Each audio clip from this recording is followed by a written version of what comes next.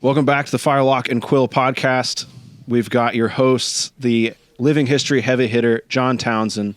We've got Jason Gatliff, who still believes people read magazines. And we've got John's sidekick, Ryan Kerr. I'm Ethan. I love muzzleloading. I'm your host this week. We're talking about the history of the Northwest trade gun and its survival across almost 3 centuries. Are you guys ready for this? I don't know. This is going to be good. This is going to be really good. I do like how you said welcome back, even though we never released our first episode. You just have to just dive into it. Go with the flow. You know? I mean, real quick, I just kind of want to know how is everybody doing? Are you guys good? Everybody good? Doing all right tonight? No, it's okay, Ryan. I was just going to dive into my well-researched presentation, but sure. How was your day?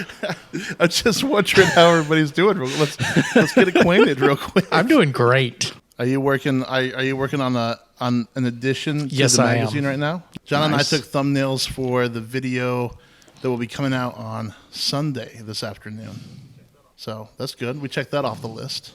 We got. That's Ethan. great. I've just been working on this a lot, but it's in conjunction with some shooting that I've been doing on the range with a reproduction trade gun. So it's been exciting. It kind of all comes together. Well, now I feel like I know how everybody's doing, so go ahead and let's dive into your terrifically prepared and researched You didn't let episode. John answer. I was just going to say, I'm in complete burnout mode, so let's do this. So I've been diving into trade guns. I have a personal interest in muzzleloading, but then also like business history and how things got started.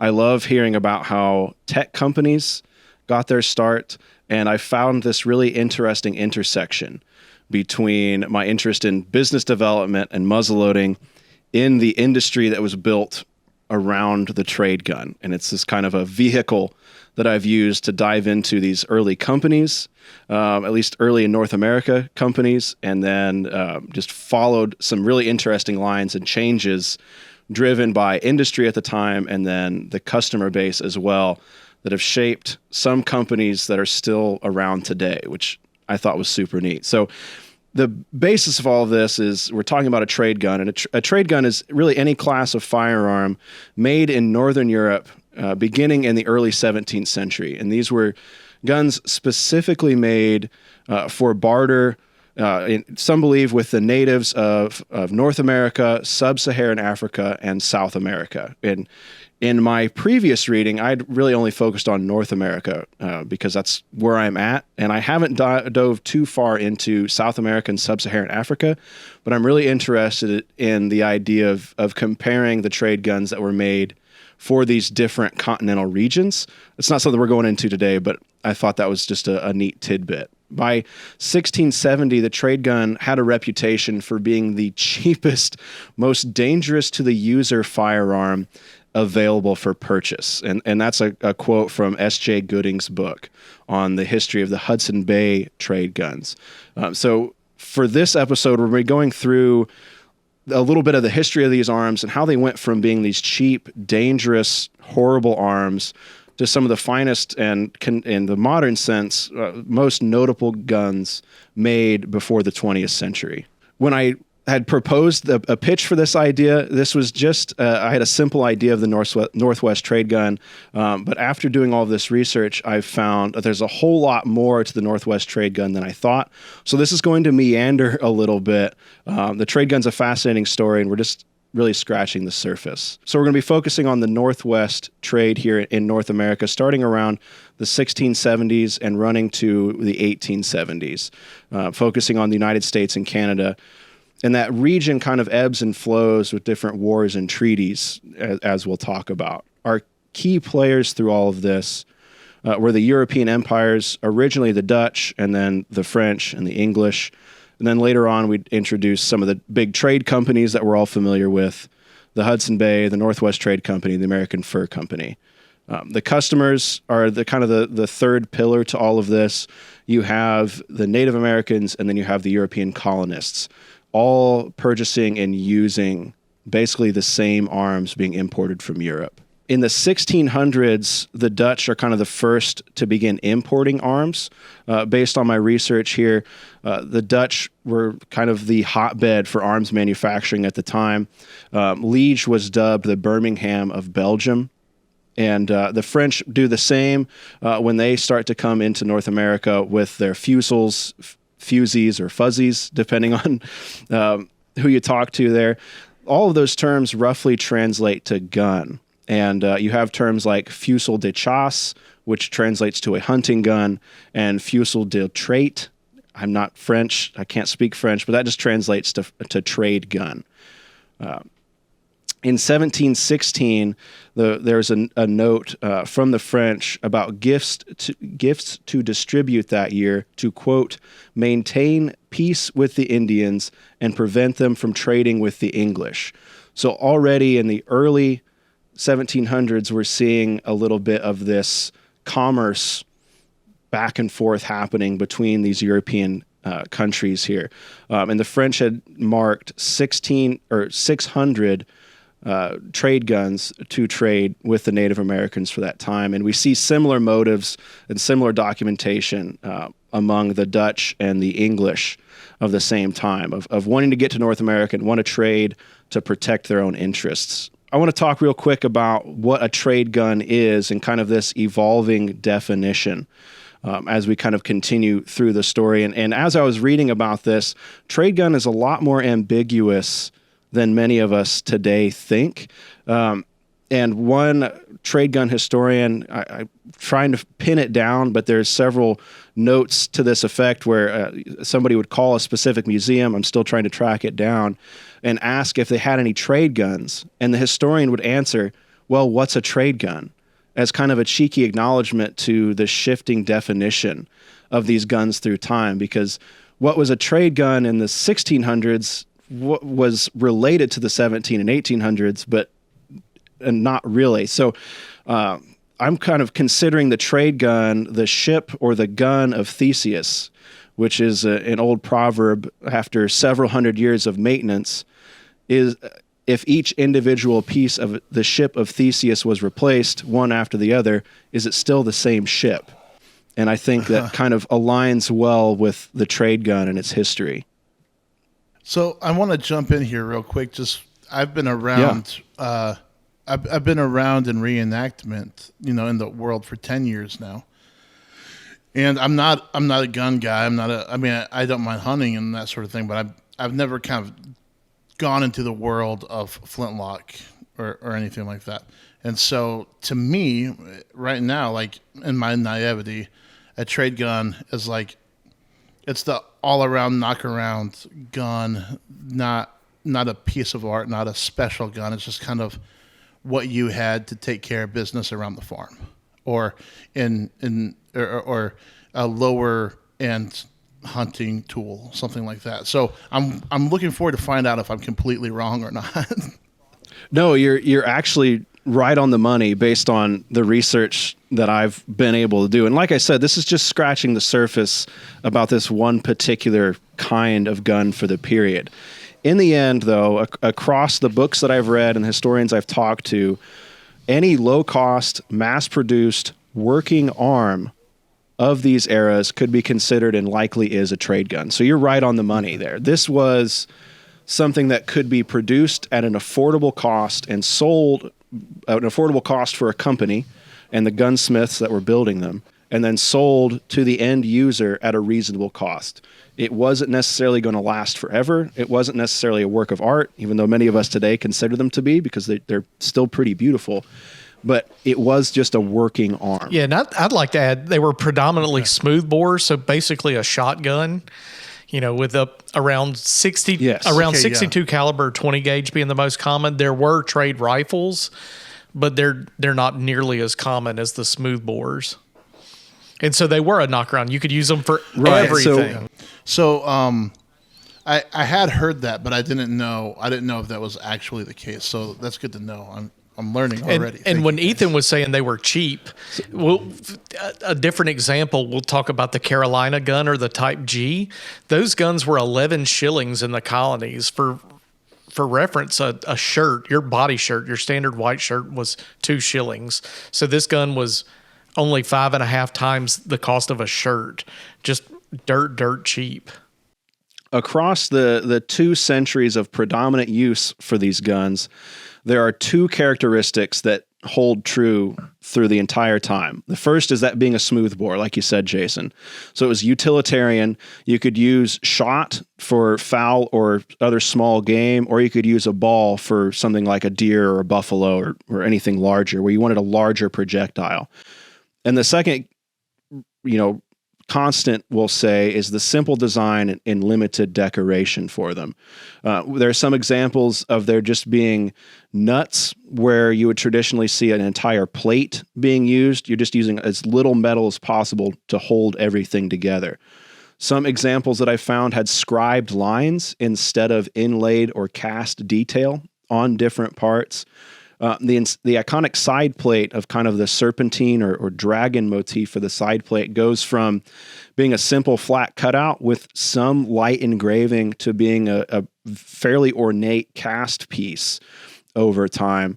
And a key thing that we see in the documentation from the trading posts back to the gunsmiths in Europe was a demand for the pieces to be field repairable and to have as much part interchangeability as possible. Now, that is kind of limited over the years because you have a lot of people that are on the frontier and kind of out in the middle, out in nowhere, no man's land kind of thing. But those are the 2 main constants: simple design and that smoothbore utilitarian nature. So looking at the iconic Northwest trade gun is kind of the thing that many of us see. I think it's probably the Type D, is what you could call it. But you have a flintlock ignition.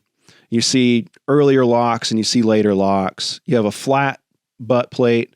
It's sheet brass. It's commonly nailed on. So they weren't taking the time or spending the money to make screws and apply screws. They're just literally hammering these pieces together as quickly as possible. Oh, wow. You have a large brass trigger guard. Sometimes these would be screwed on, but we have examples of them being nailed on as well.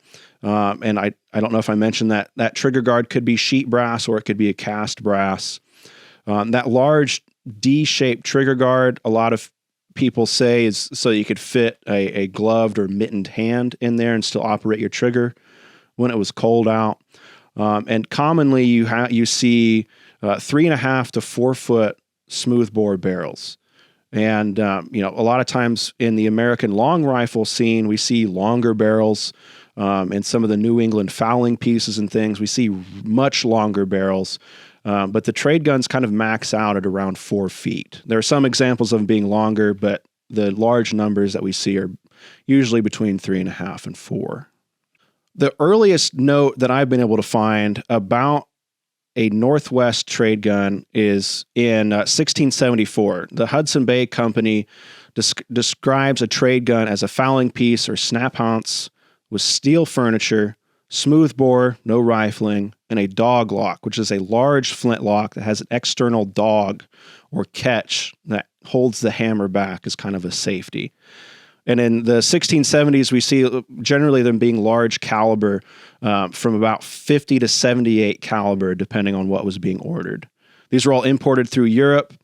As we get into the end of the 18th century and we head into the early 19th century, the War of 1812, that brings a lot of production stateside into North America because of the war. It just changes things. Again, going back to the trade and treaty and things, shifting what these guns are over time. Trade guns are often associated with native trade and use, and the Northwest trade gun, as far as I've seen, is not a term seen until the 18th century, but there's some conflict among historians on that, about when the Northwest term comes in there. The Northwest is interesting because we later have companies name themselves Northwest to associate with the Northwest fur trade. But the consensus is that the Northwest name being associated with the arms came before those companies made their names Northwest. So there's a little bit of brand conflict happening, which we'll get into. Jumping to, again, the traits of the gun here, the smoothbore was radically important to the customer base through the entirety of the trade gun's use. I have a quote here from Randolph Kurtz in the 1850s. So we're halfway through the 19th century, and the smoothbore is still important to the customer base. The quote says, "In the first place, on buffalo hunts, they do not carry rifles for the reason that they think the care required in loading them takes too much time unnecessarily when shooting at close range. And furthermore, they find rifle balls too small." So I just thought that was a neat quote, that we're into the West and we're well past what many think of the flintlock age, but we're still holding on to the smoothbores for these guns. Yeah, that's a great quote, Ethan. I don't know. Go there ahead. might be a time for this later. I'm not sure. But to the layman, what's the care of loading a rifled barrel as opposed to a smoothbore? A smoothbore is, if you're not familiar with muzzleloaders at all, a smoothbore is just a metal tube. It's a metal pipe. So an iron pipe at the hardware store is the same thing. It's a large hole, so it's easy if you're moving or if your heart's just pounding. It's easy to get your powder in there, and you can literally just drop your projectile in there. Oh, I see. You don't necessarily need to put a patch on there like you would a rifle. And, in a contemporary sense, we think about rifled barrels as wanting a fairly tight load. So we want our ball and our patch to be fairly tight so that everything engages that rifling for an accurate shot. So basically what that quote is saying is they don't need the accuracy. They want the speed to put the animal down as quickly as possible. So the utilitarianness, again, of being able to just drop everything down there without really having to think about it or work at it gets them back in the hunt a lot faster. So does that mean, since you can use like shot or something in there, would you necessarily even need the right size caliper ball? Or could you just kind of do it, kind of load it kind of loose, all loosey-goosey? There are several quotes, I don't think I have them in here, but about the customer base really not even caring about the size of the balls they're able to purchase. So even if it's off several caliber designations, they're still buying them if the caliber for their gun is not available. Well, there's buffalo to hunt, gosh darn it, let's go. Right, we've got to drive them to extinction, I guess. So the Northwest trade gun would evolve over its lifespan. The names changed, dimensions changed, where they were made changed, components changed, purpose changed, but 99% of the time, these were smoothbores. Utility first, and it was a customer preference that helped it survive so long. We see trade in North America begin to scale in the we have the Eastern fur trade. Some say starting in the 1500s, but it really picks up in the mid to late 1600s. And the Eastern fur trade really goes and finishes just before the 1830s or so. And we're focusing on Eastern North America. Like I said, we have the Dutch, French, and the English. These trade companies begin to invest a little bit later on. And then we have colonists and settlers arriving, increasing demand for these trade outposts. And this demand begins to affect and draw business and industry. This industry leads to then collaboration, and we begin to see some of the same things in business that we recognize today, like investors, companies, marks, and brand names. And really the first big player that we see is the Hudson Bay Company. It's formally founded in England in 1670. It still operates today in Canada, which is fascinating, but it just operates as kind of a retail clothing store, as far as I can tell. The original documentation says that the Hudson Bay Company began with the goal of finding the Northwest Passage and establishing trading posts around James and Hudson Bay. And the Hudson Bay Company is interesting because it would later become just a business juggernaut in North America, and in some cases, a de facto government body across the Northwest as English and French interests kind of shifted and moved around. The Hudson Bay Company wanted to be the first and largest trading company in North America. Their main goal was to buy as many furs as possible to sell to the Europeans for the fur trade there. The focus on this episode is the trade gun, of course, but the trade gun couldn't exist without the fur trade. And there's several documents between the different committees of the Hudson Bay Company here where they're basically laying out the plan and the reasoning for providing these guns. They want to provide a cheap, functional gun to make it easier for hunters to hunt for their family, to make it easier for hunters to feed their family, so that these hunters can spend more time trapping to trap furs to trade to the company. That is their roundabout process for this. They want more time for their hunters and traders to acquire furs for the company. And that is their modus operandus for building this industry. We see the first documented order of trade guns from the Hudson Bay Company in 1672. Earlier orders are expected, but we don't have any documentation about that. The first order is for what they quoted as 200 fowling pieces, with including a proportional amount of shot and powder. The order could have been for the entire year or a single shipment. We don't really know what that quantity of 200, how long that was expected to last. Mr. Bailey gives his opinion according to an order formally made that for an additional cargo for the year, ensuring that there be supplied 200 fowling pieces and powder and shot proportional. And that's what the order is. That's Mr. Bailey requesting that. So in the 1670s, the earliest fowling pieces were made off of existing patterns from Europe because they knew they wanted a fowling piece, but this was new territory and a new customer base for them. So these early fowling pieces are expected to have been the same inexpensive arms sold to colonists or farmers and settlers in North America. But after use in the Northwest, the design shifted to a customized pattern, we're going to call it, although it's not necessarily a pattern as things change. And these new patterns began to focus on the needs of the customers in North America. Now, there's a lot of focus here, again, on the requests from the Native American customer base as time passes. Gunsmith Samuel Oakes is credited as the gunsmith who designed the first Northwest trade gun in the year 1680, 8 years after the first order from the Hudson Bay Company for 200 fowling pieces was made. So it took that 8 years for them to have kind of a custom Hudson Bay trade gun that they would begin offering themselves. I have a quote here from an agent to the Hudson Bay Company in 1703.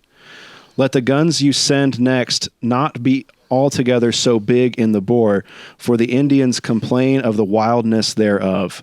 Let the bore be of that size as to take a low East India shot, and let the grasp of the stock be somewhat smaller than the last, for the Indians complain of the clumsiness of them."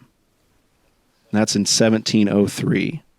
In 1740, we have another quote about the customization requests of these arms.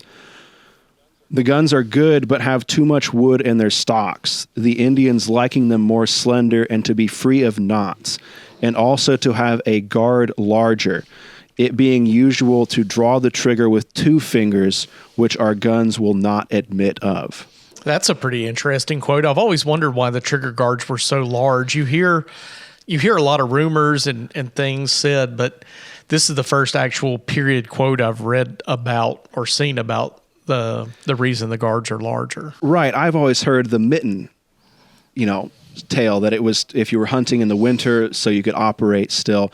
I have an interesting quote later in the 1860s that we'll come back to with that it's going to show I think the importance of that 2 fingers again. Yeah, I was going to guess that the locks were so clumsy that the trigger pull took so much power that you had to use 2 fingers to pull it.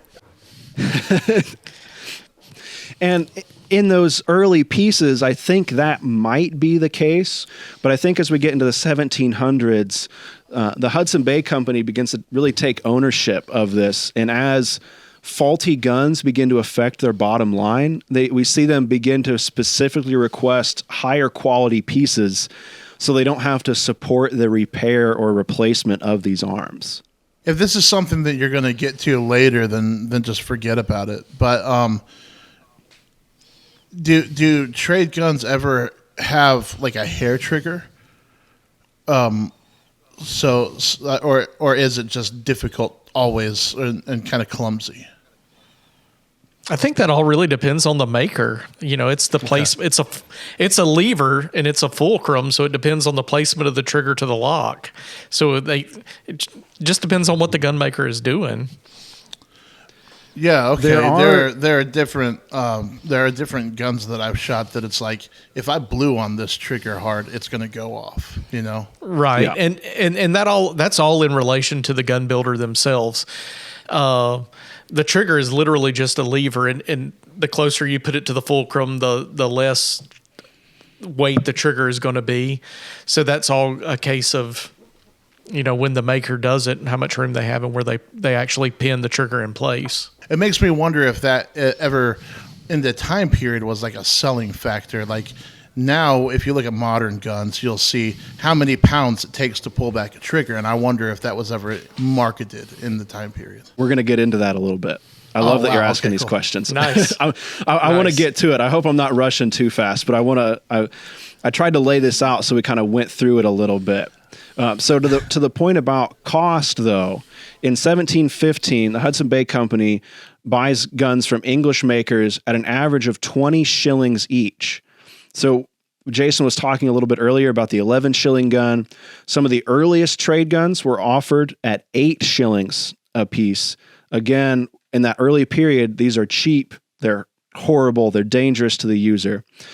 For context, the British long land pattern in 1715 was bought by the British military for 22 shillings. So we're only 2 shillings less than the contract military arms for the period that had ordnance, requirements and quality, I guess documentation to ensure that they worked for the military members.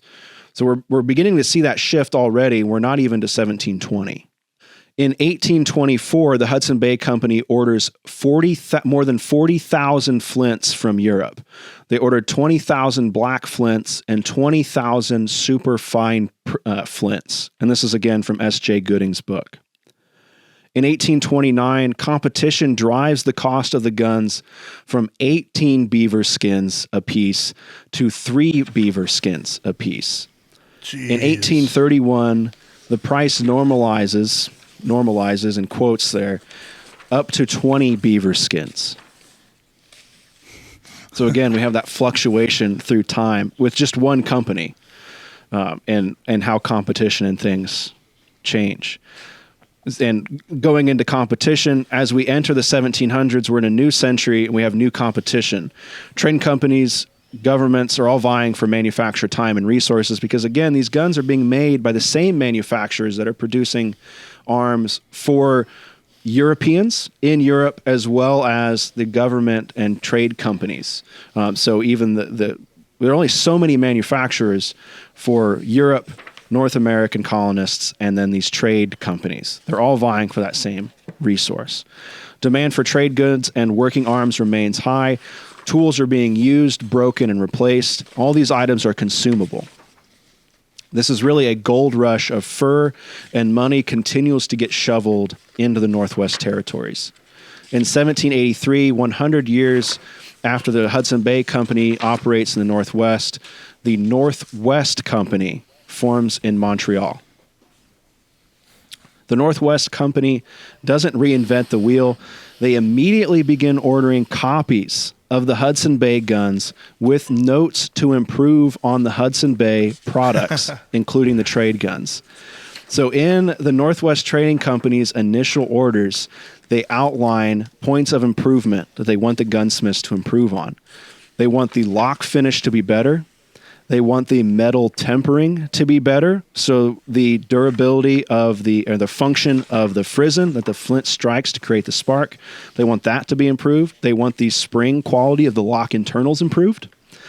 They want the lock components in general to be improved, and they want the lock geometry to be improved because of, and this is documented for the time, which is really interesting, complaints about the pans losing powder, meaning I think that the spring on the pan is not strong enough to keep it closed all the time. And so people are moving around, and as their guns get moved, that pan is or the frizzen is flopping up and down, and they're losing their priming charge. I mean, almost everybody's been in that place where you're pulling up to take a shot and it doesn't go off. And imagine having that and looking and seeing that the powder's just gone. It totally negates the function of the arm. So the Northwest Company begins to play off of the Hudson Bay Company's strong brand identity for the time.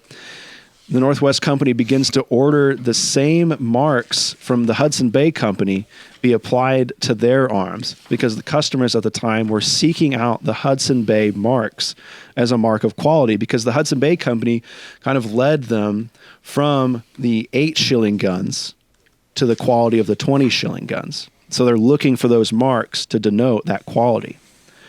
In 1799, the Northwest Company orders 30 Northwest guns, quote, stamped the same as Hudson Bay.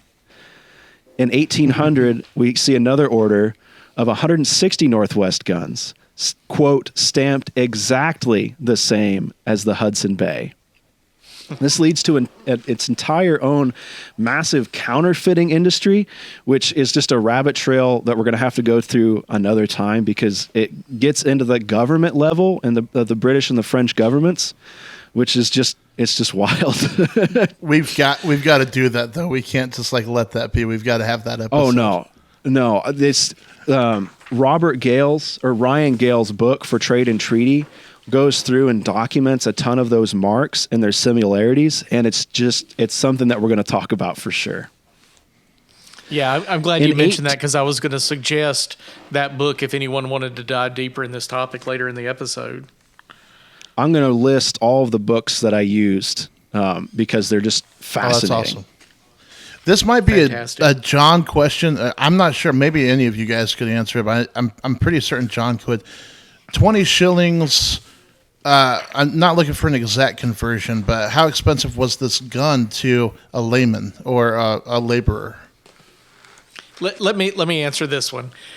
So Okay. you can't. There's not an exact thing. The Industrial Revolution totally changed everything. In the 18th century, materials were expensive, time was cheap, and the Industrial Revolution flipped that.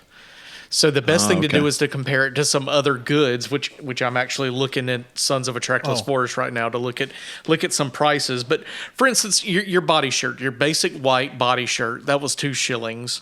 A hunting shirt was 6 shillings. Let me try to find some stuff. I had just found a good thing and I lost it. I kept flipping.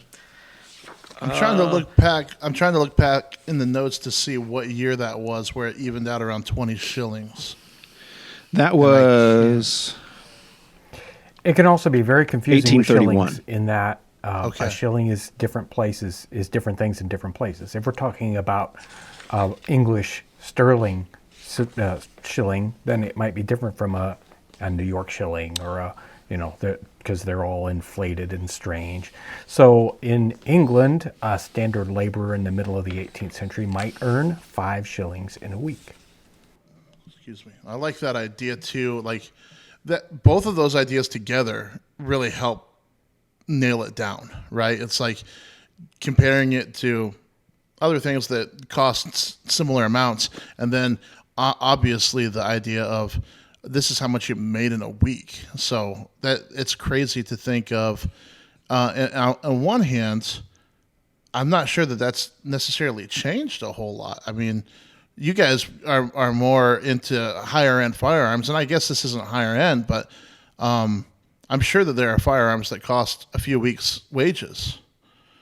Now this trade gun, but yeah, it's just really interesting to think about that.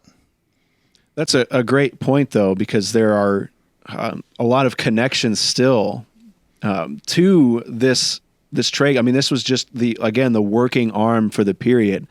So it's like a Ford Focus. It's a daily driver. It's just something to be used to get you from point A to point B. Not literally, but it's just that same kind of commodity item for the period. Yeah, and if you're thinking about firearms now, a lot of them are being used recreationally, not so much like a tool. For some people, they really lean on that for their food for the year and that sort of thing. But I think the market's probably primarily recreational, and so yeah, absolutely. You're kind of going out of your fund budget. These people would be much more willing to spend a lot more money on something that is their livelihood. Right, and I think we see that in that quote about wanting the arms to be accessible so they could hunt to provide for their family first, and then have that extra time to trap and hunt for the company. They're wanting to get the priority out of the way, and they can only do that with a reliable arm.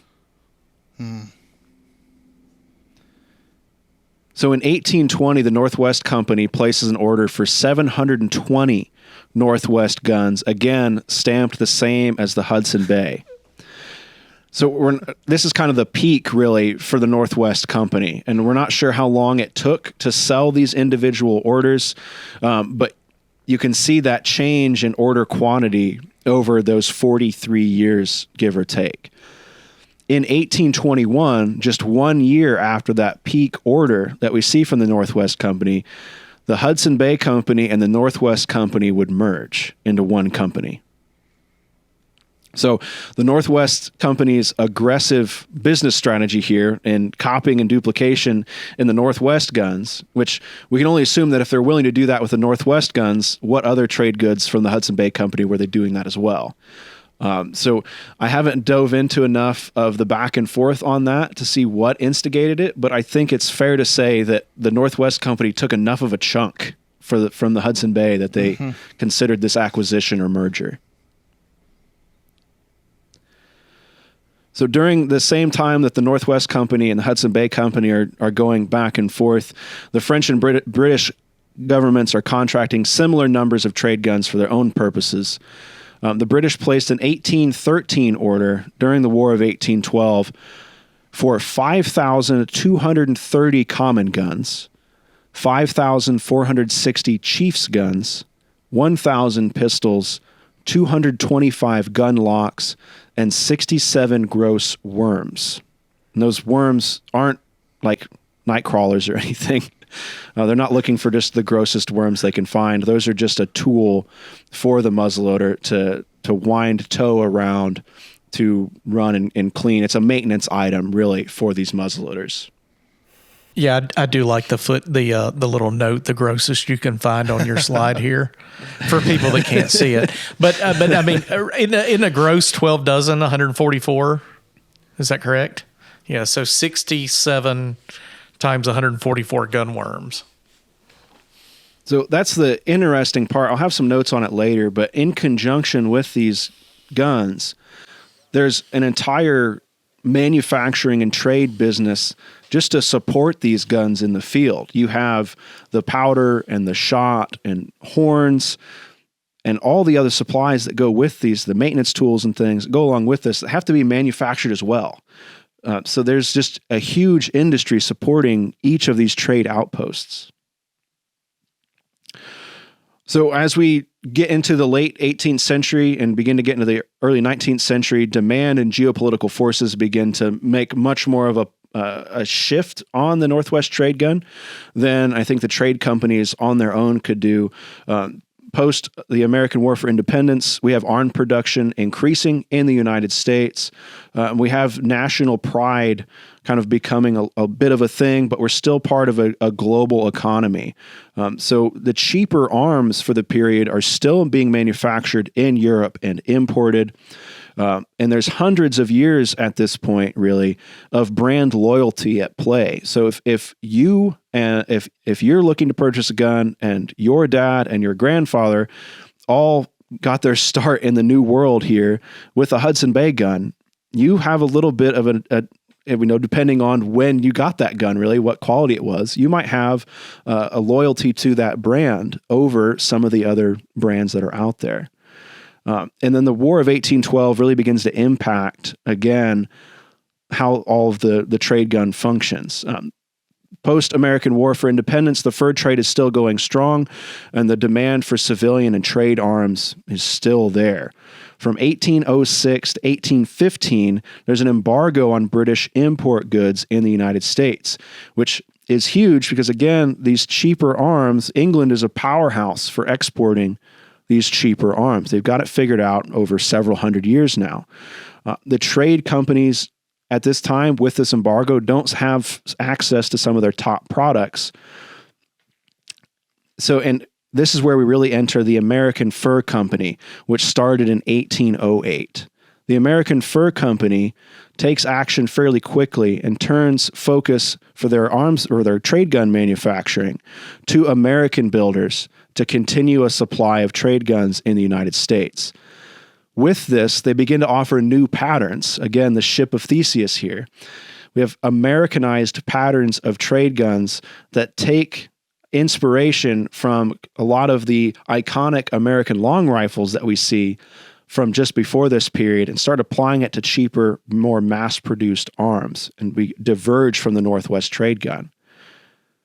But even with this change in focus and styling, the American Fur Company still has to provide a traditionally patterned Northwest trade gun 120 years after the Northwest trade gun had really gotten its start in North America. The American Fur Company places an order in 1828 for 260 Northwest trade guns. In 1830, they order 150 English Northwest trade guns with 3-foot 6-inch barrels. They order 30 Liege Northwest guns with 4-foot barrels, and then just 30 Northwest guns with 4-foot barrels. In 1831, we're getting into the percussion era here. They still order 90 just plain Northwest guns. So I have a quote here. I don't have the. I think this is going to be from Ryan Gales for Trade and Treaty.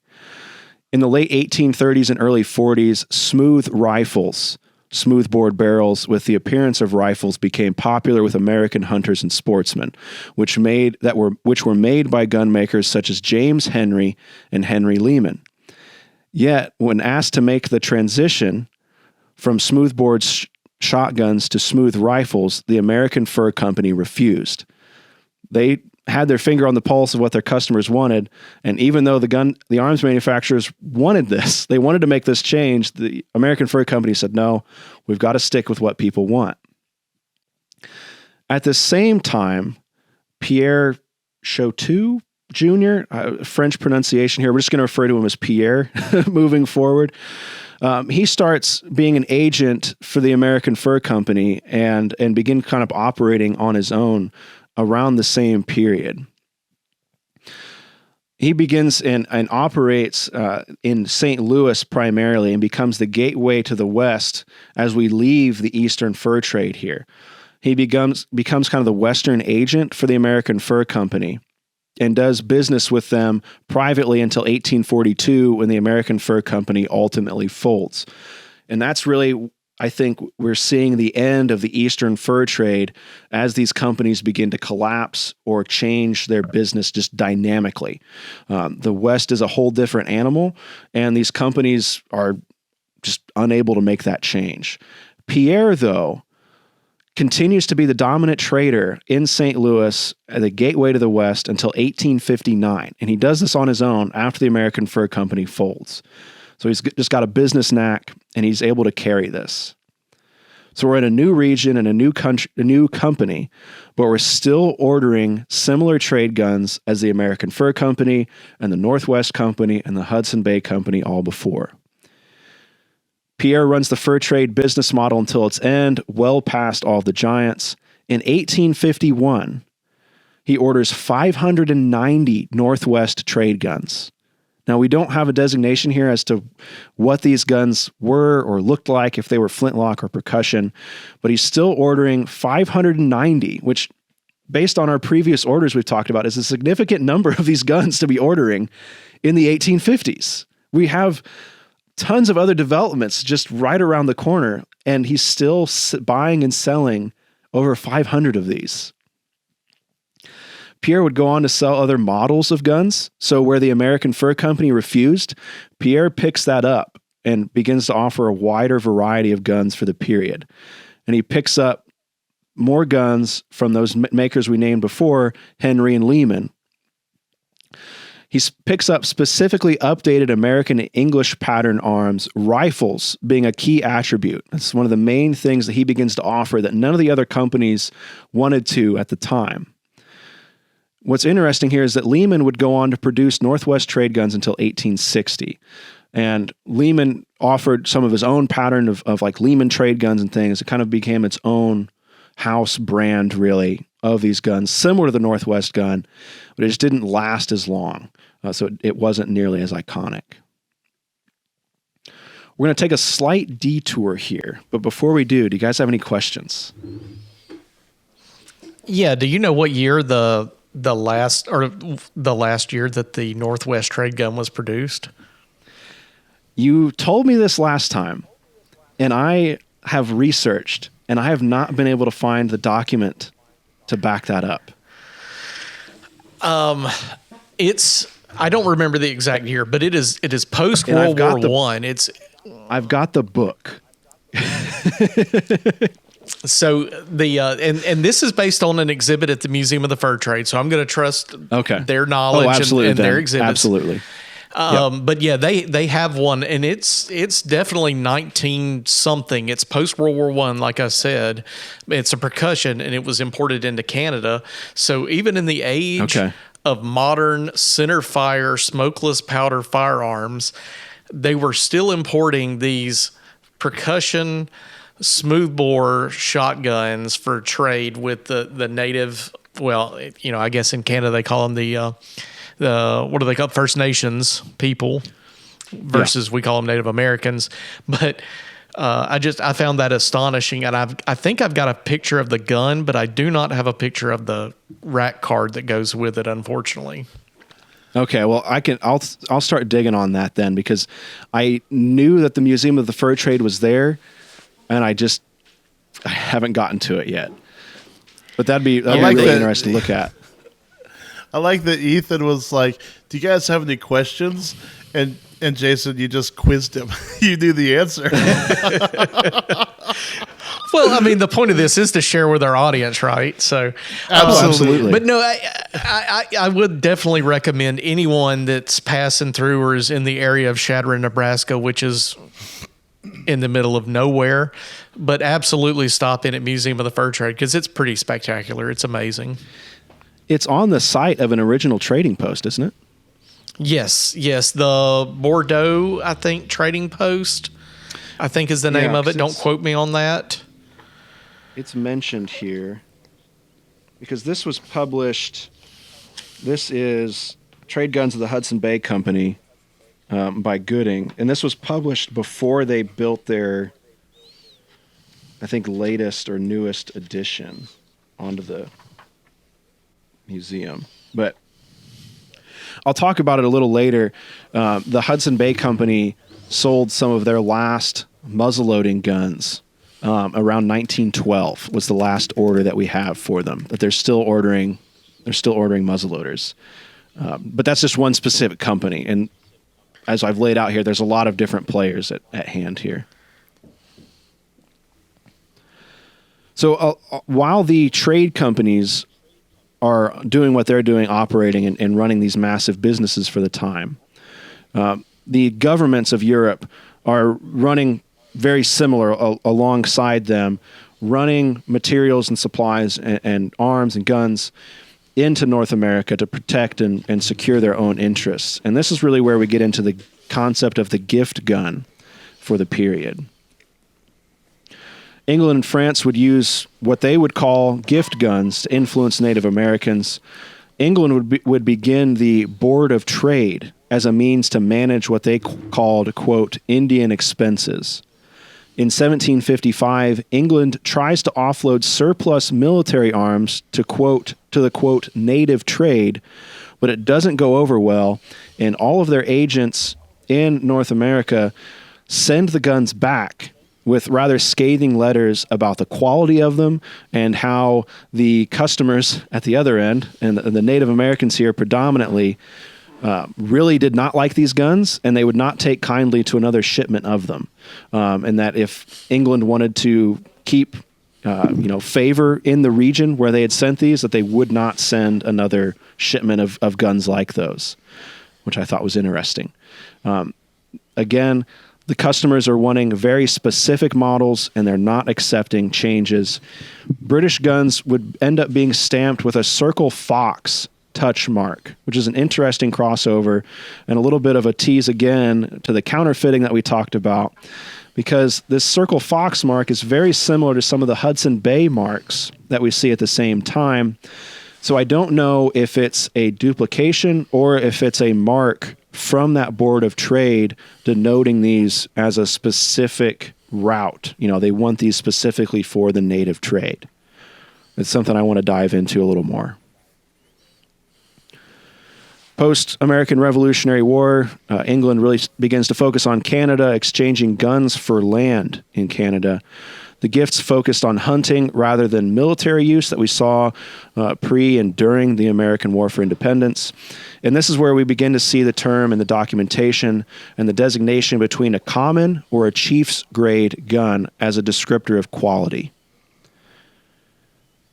Again, we hit the War of 1812, and that gift focus on hunting shifts back to what we saw during the French and Indian War or the American Revolutionary War, and this movement of arms into the region is more militarily focused. And the Board of Ordnance at this time proposes an order of 26,000 muzzleloaders to arm Native Americans to fight for British interests in the regions.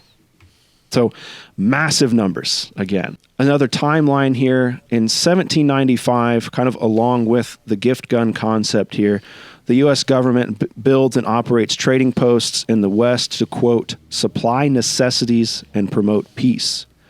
In 1806, the U.S. establishes the Indian Trade Office, it's a quote.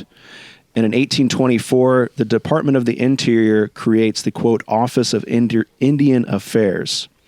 So this is, again, right alongside those British and French orders, basically at the same time period.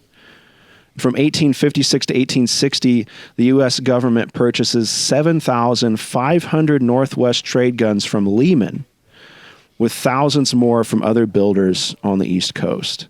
So again, just huge numbers of these guns being ordered in a 4-year time span in the middle of the 19th century. Again, we don't have a designation on if these are flintlock or percussion, but there's a lot of documentation from the time about the requests specifically from the Native Americans and the other people buying these Northwest trade guns that they like and want flintlocks specifically.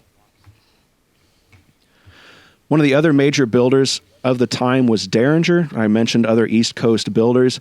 He's known today for his pocket pistol design, but the native trade and military contracts with the U.S. government were actually the largest parts of his business. Derringer was asked to copy the English Northwest trade guns to supply Native American trade during the British trade embargo of 1812. In 1812, the government asked Derringer to build the, quote, best finished smooth gun he can afford at $8.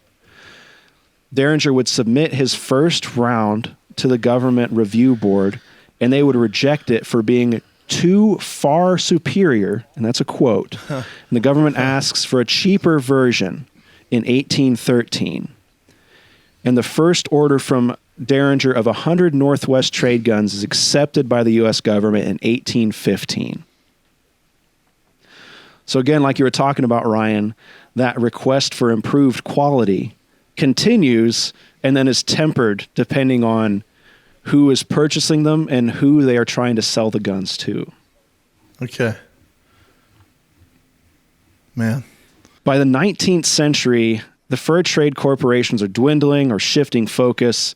Small shops like Pierre and St. Louis are still operating. To supplement this, the U.S. government begins to step in, providing arms or ordering arms where these private trade companies used to. Demand for the Northwest trade guns is still there, and tax dollars / government buying begin to push the trade gun further. So we've hit a bit of a lull in our trade gun stocks here, our stock ticker, and the government just influxes these orders again for that one order of like 7,000 and just throws it right back up, just flooding the market with these. In the 1820s and by the 1840s, really the percussion lock and cap become popular among sportsmen and hunters in the U.S. and Europe. In the 1860s, the Hudson Bay Company struggles to source flintlock guns. And this is a quote from the Hudson Bay Company committee to John Edward Barnett and Son, a gunsmith in England in 1861. Quote, "From the difficulty which you and other manufacturers have found in supplying flintlocks of quality formerly furnished, it has occurred to the governor and committee that it would be desirable to familiarize the Indians generally with the use of percussion guns, and the board have some idea of this year sending out a few, say 50 or 100, as a trial." So the gun makers in England are saying very kindly to the Hudson Bay Company, "We're having trouble making this work. Can you try what we're making now? Everybody here loves it. Can we try it?" I've got a picture here in my deck we'll throw up in the show notes, though, of a Hudson Bay trade gun. And this is dated 1863. And this is a Barnett flintlock Northwest trade gun. So that same maker that I just quoted there this is one of their flintlock guns produced in 1863. When you compare it side by side to some of the earlier guns, there are quite a few differences. The hammer specifically has undergone a lot of changes. This is a much later style, kind of reinforced hammer. The lock plate has changed. The butt stock has shifted quite a bit, but we still have our large D-ring or D-shaped trigger guard, again, for that 2 fingers. We have a pretty flat butt plate. We have a short barrel. We have very limited hardware throughout this whole thing. Again, they're wanting to produce something of quality, but they're wanting to make it cheap and affordable. In 1864, Edward Bond writes to the Hudson Bay Company, quote, "We regret extremely the continued complaints about the flintlocks, but every year it becomes more difficult to get flintlocks, especially for the fine guns, as none are now made excepting for your company, percussion locks being now universally preferred. We will, however, do our very best to try and get satisfactory locks, and will give an additional price to try to get some made." This is 1864. 1865 is in many ways the final nail in the coffin for the flintlock in North America. The American Civil War leaves North America with thousands of surplus arms and surplus manufacturing capability for new-styled arms. These arms flood the Western trade routes, and many of these arms are breech-loading and are seen as, in all aspects, superior to both flintlock and percussion arms. There's a quote, I don't have it in here, but tying back to the 2-finger discussion earlier here, there's a quote from 1865, and it highlights some of the difficulty that you're seeing, or what we will later see post-Civil War between the U.S. government and the Native Americans. There's a quote from a U.S. military commander about bows and arrows and muzzleloaders being very similar. And then breech loading really changes the dynamic of U.S. government control in some of these outer regions. And that quote, talking about the similarities of the bow and arrow and the muzzleloader, it brought me back to the 2 fingers in the trigger guard, because a lot of times, and correct me if I'm wrong here, Jason, but in archery, there's a 2-finger release, or at least 2-finger release. So I wonder if the 2 fingers in the large size of the trigger guard and that request, is it all related to the releasing of an arrow? And I could be totally off base there. I've shot some traditional I've archery, heard but I wonder if that's related. I've definitely heard that also, as far as the popularity of the taller trigger and the longer trigger guard. But then you also hear accounts, or not necessarily accounts, but you read reports of where, like, the Native Americans had lost the ability to nap arrowheads within like 2 generations of us starting our trade. And I don't know how prolific archery was in the 18th century as far as the Native Americans. So I'm really not sure. That would definitely bear more research, and that's definitely a rabbit hole that some of our readers could dive down if they wanted to, but I have heard that. And I imagine that quote is from the 1860s, but I wonder if the two fingers more related to the early requests of the trade gun to have that larger trigger guard when it was maybe a newer thing to the region. It's certainly, like you say, it's possible. another interesting rabbit hole. In 1871, the treaties and trade agreements in the West, especially with the Native Americans, all stopped. The government stops orders and stops issuing trade permits. The reservation system has started and mass relocation continues. In 1872, the government allows distribution of muzzleloaders to the reservations to be used only to hunt and provide food. The government issues limited, quote, rifles, but all the notations, while they called them rifles, show that they were distributing smoothbores. The government was handing out limited powder, ball, and shot. It's all restricted, and the arms and supplies being distributed are no longer new. So there's a lot of notes and documentation here that they are distributing semi-functional, oftentimes not functional, surplus military arms, repaired arms, or just barely functioning trash, really. In 1887, Isaac Hollis supplies the last 8 flintlocks on record for the Hudson Bay Company. And I have a picture here on this slide 49, of an Isaac Hollis and Sons percussion Northwest trade gun. So it's, in many respects, very similar to the early Isaac, or the Barnett trade gun that we looked at in the stock design and the other attributes, but we see a percussion lock here. That looks like the same trade gun that was auctioned off by Rock Island a while back. That picture is, I need to credit that to the Rock Island. Yeah, I've got that in the deck. Thank you, Jason. Good eye. As we cross into the 20th century, in 1912, we have, as far as I've been able to find, the last shipment from Hudson Bay Company that included muzzleloaders. There's an order of 40 double-barreled percussion muzzleloading shotguns. And then I've got oversight on the example in the Museum of the Fur Trade there, but I'm going to have to drive out there now, Jason. So in closing, just to recap here, how did the Northwest trade gun survive this long? And part of that survival is attributed to an ambiguous definition. It's a Northwest trade gun. It's ordered as a Northwest trade gun, but it didn't stay exactly the same that whole time. The Northwest trade gun shifted to adapt to the times while keeping to the core customer requests. It was an affordable, utilitarian, large caliber smoothbore working arm.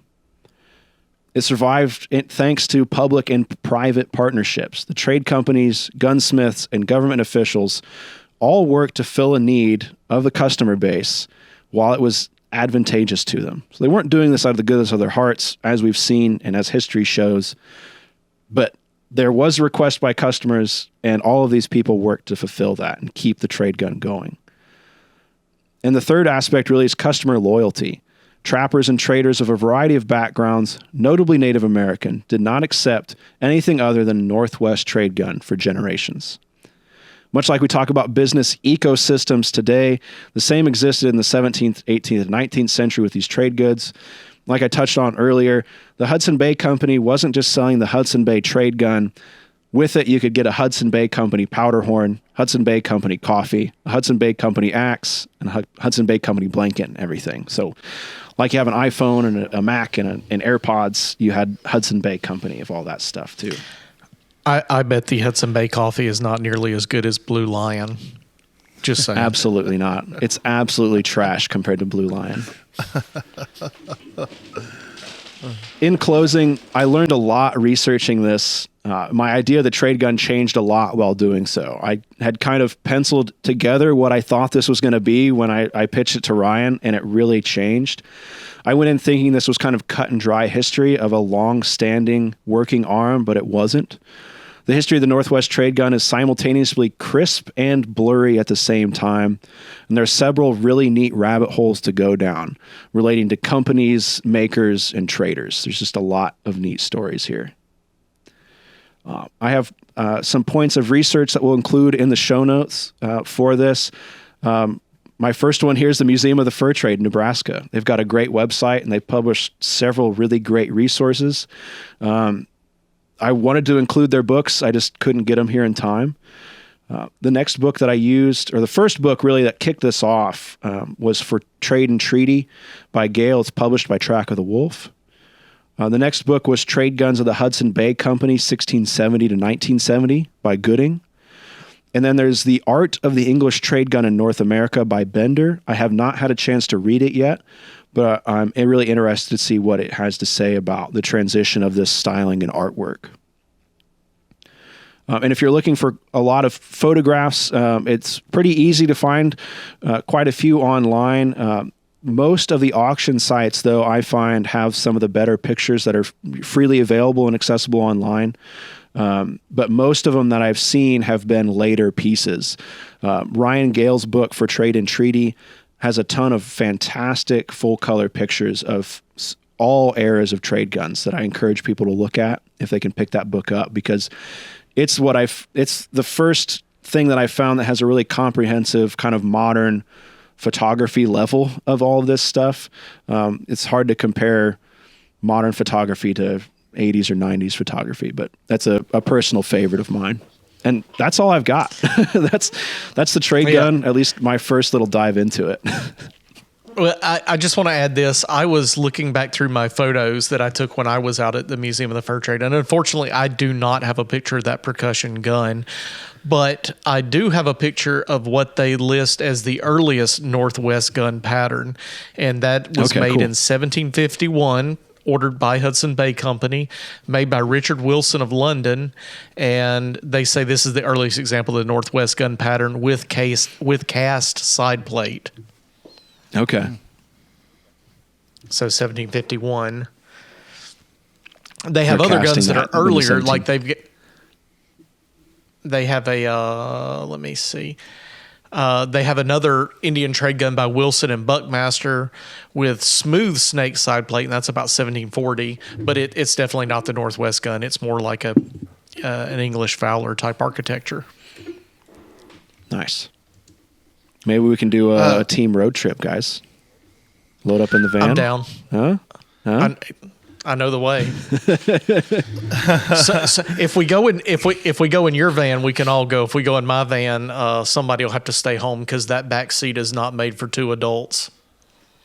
If we go in my van, we can invite 12 other friends. Yeah, I wouldn't and go we can anywhere rebuild the van on the way. Well, I was going to say we're going to have to push it a lot of the way.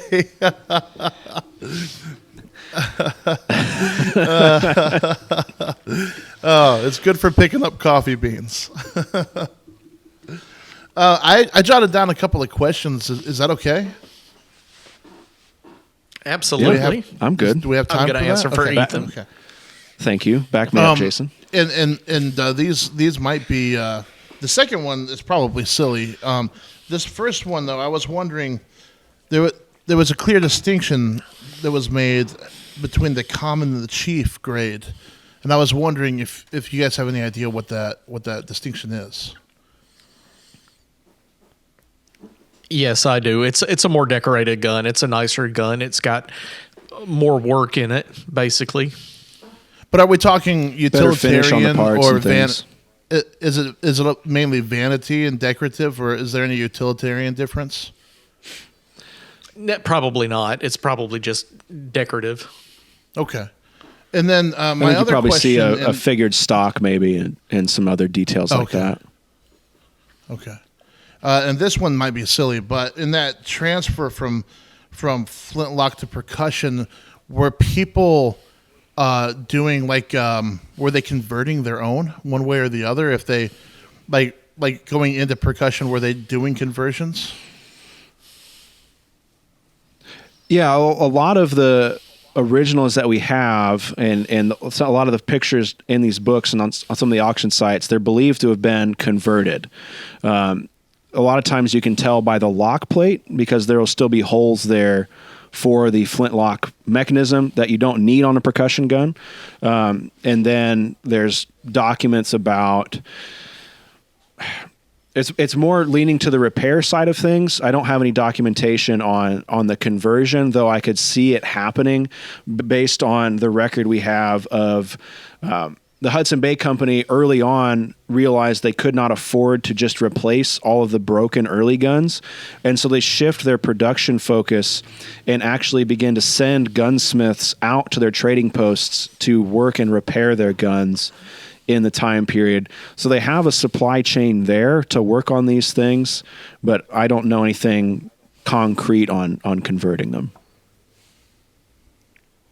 Okay. Jason, what do you think about that? Is that just off the wall? No, no, I think that's about right. Yeah, I think it's interesting understanding how this style stayed the same, and I think it's because that's exactly what the audience wanted for that gun, and it didn't change. And so, especially the Native Americans were very, very, let's say, loyal to the fashion of that. They wanted that particular fashion. They wanted that particular look, maybe because they thought it was more efficacious or whatever it was. And you can even imagine the marks on the gun being to them like a decoration, or saying, no, don't ever get the one that doesn't have the fox on it, right? So why not copy right down to the marks? Even though the manufacturer thinks the mark is one thing, the owner or the audience it's like, it doesn't really matter what it meant to the manufacturer.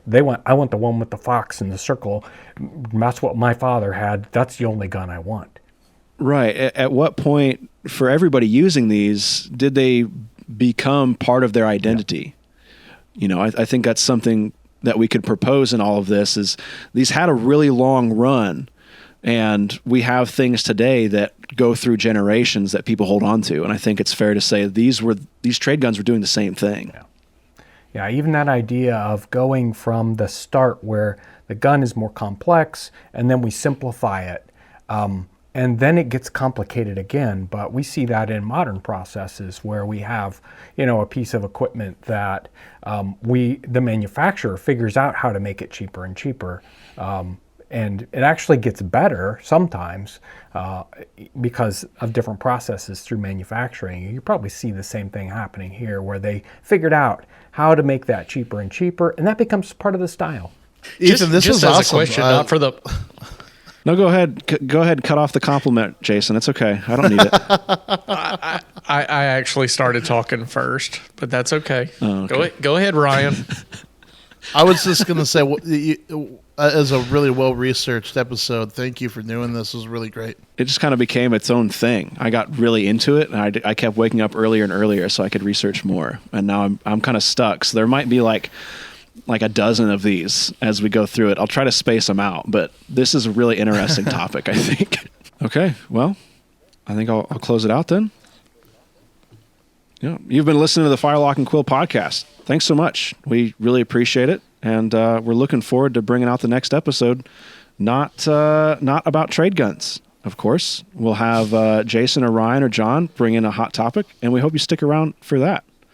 I'm Ethan. Thanks for listening, and we'll catch you next time. Yeah, is that good? Yep. Is that fine? What do you guys good. think? Like and subscribe. Share it with your friends. Yeah? Okay. See you. Bye. Get out of here. Go listen to something else.